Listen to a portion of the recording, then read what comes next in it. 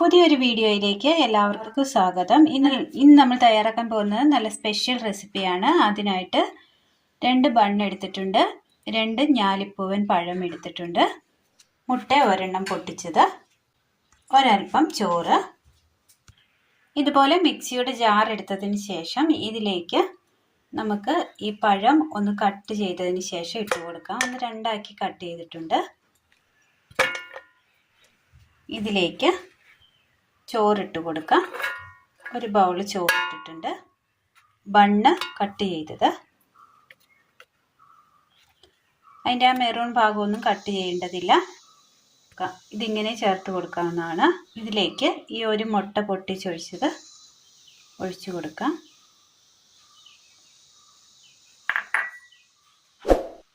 ഒരൽപ്പം വെള്ളം കൂടി ഒഴിച്ചു കൊടുക്കാം. ഒന്ന് അടിച്ചെടുത്തുകൊണ്ട് വരാം. ഇപ്പോൾ നമ്മൾ അരച്ചെടുത്തിരിക്കുന്ന അല്പം കട്ടിയോട് കൂടിയാണ്. ഒരൽപ്പം വെള്ളം കൂടി ചേർത്ത് കൊടുക്കാം.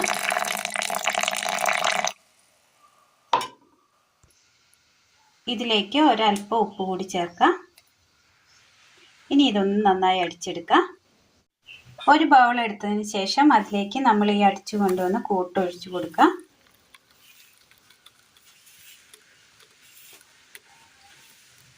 ഒരു 2 പച്ചമുളക് അരിഞ്ഞത് കൂടി ചേർത്ത് കൊടുക്കുക. ഇതിലേക്ക് എരിവിന് ആവശ്യമായ മുളക് ചേർത്ത് കൊടുത്താൽ മതി. ഇത് നമ്മൾ അധികം പഞ്ചസാരയോ ബെല്ലമോ ഇതിനകത്ത് ചേർത്തിട്ടില്ല. ബണ്ണിൻ്റെയും പഴത്തിൻ്റെയും മധുരം മാത്രമേ ഉള്ളൂ.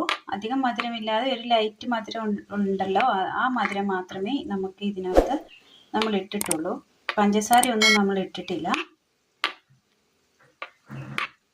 ഇനി ഇതിലേക്ക് ഒരൽപ്പം ബേക്കിംഗ് പൗഡർ കൂടി ചേർത്ത് കൊടുക്കുകയാണ്.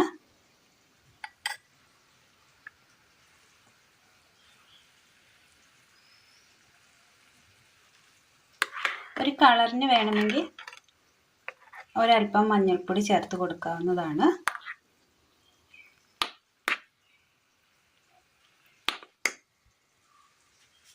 ഒരൽപ്പം മഞ്ഞൾപ്പൊടി കൂടി കളറിന് ഞാൻ ചേർത്ത് കൊടുക്കുന്നുണ്ട്. മഞ്ഞൾപ്പൊടി വേണ്ട എന്നുണ്ടെങ്കിൽ ചേർക്കേണ്ടതില്ല. ഒരു കളറിന് വേണ്ടി ഞാൻ ചേർത്ത് കൊടുത്തേ ഉള്ളൂ. നന്നായി മിക്സ് ചെയ്യാം. നന്നായി ഒന്ന് മിക്സ് ചെയ്തെടുത്തിട്ടുണ്ട്. ഇതൊരു 15 മിനിറ്റ് നമുക്ക് മൂടി വെക്കാം. അടുപ്പത്ത് പാൻ വെച്ച് കൊടുത്തതിന് ശേഷം അല്പം എണ്ണ ഒഴിച്ച് കൊടുക്കുക.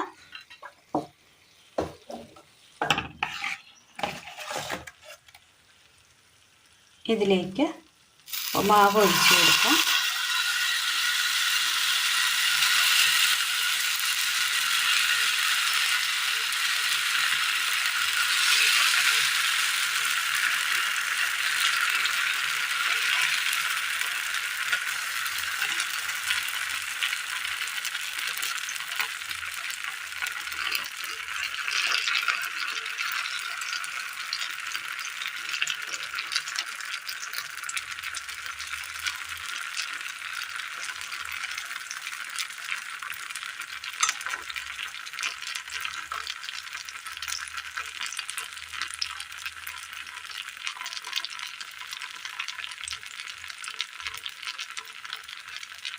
വെന്ത് വന്നപ്പോൾ നമ്മളത് തിരിച്ചിട്ട് കൊടുത്തിട്ടുണ്ട്.